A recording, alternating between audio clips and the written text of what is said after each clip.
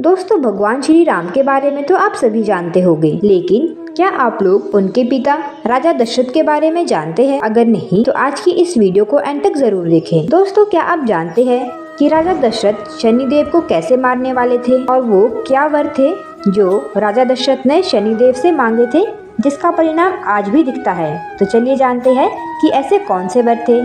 नमस्कार दोस्तों, स्वागत है आपका हमारे YouTube चैनल में। तो दोस्तों, शनिदेव को न्याय के पद का स्थान प्राप्त है। वे समस्त जगत के जीवों को उनके कर्म के अनुसार अच्छा बुरा फल देते हैं।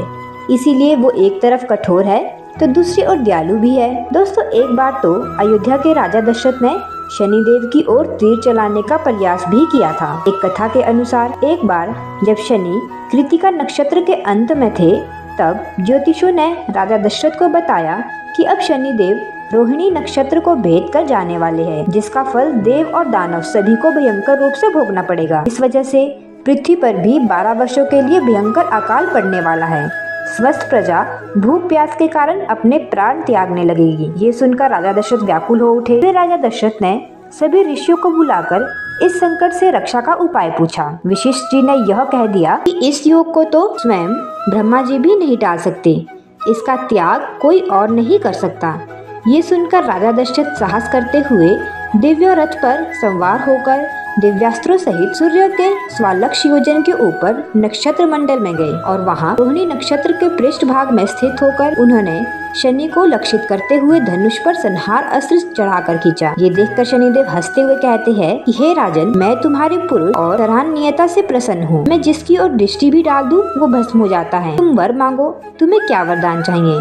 राजा ने कहा कि जब तक पृथ्वी, सूर्य और चंद्रमा आदि है, तब तक आप रोहिणी का भेदन नहीं करेंगे। शनि ने तथास्तु कहकर और वर मांगने को कहा। राजा ने दूसरा वर मांगा कि अब कभी भी 12 वर्ष का अकाल ना पड़े। शनिदेव ने राजा दशरथ जी को ये वर भी दे दिया। इसके बाद राजा दशरथ ने धनुष नीचे रखा और शनिदेव की स्तुति करने लगे। ये सुनकर शनिदेव प्रसन्न हुए और दोबारा वरदान मांगने को कहा। फिर राजा दशरथ ने वरदान मांगते हुए कहा कि आप किसी को पीड़ा नहीं पहुंचाएंगे।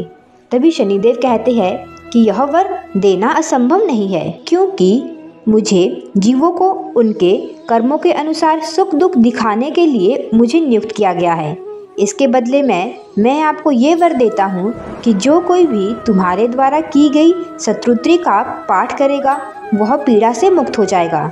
शनि ने कहा कि मैं किसी भी प्राणी का मृत्यु स्थान, जन्म स्थान या चतुर्थ स्थान में ना रहूं तो उसे मृत्यु तुल्य कष्ट दे सकता हूँ, लेकिन जो श्रद्धा से मुक्त मन से मेरी लोहे से बनी प्रतिमा को शनि पत्रों से पूजन करके तिल मिश्रक, उड़द भाव, लोहा या फिर काली गौ या काला वृषभ ब्राह्मण को दान करेगा और पूजन के पश्चात हाथ जोड़कर इस स्तोत्र का जाप करेगा, उसे कभी भी ये पीड़ा नहीं होगी। तो दोस्तों, ये थे वो 3 वर जो राजा दशरथ ने शनिदेव से मांगे थे। दोस्तों, आपको आज की ये जानकारी कैसी लगी कमेंट करके जरूर बताएं। अगर आप लोग भी शनिदेव के भक्त हैं तो कमेंट बॉक्स में जय शनिदेव जरूर लिखें।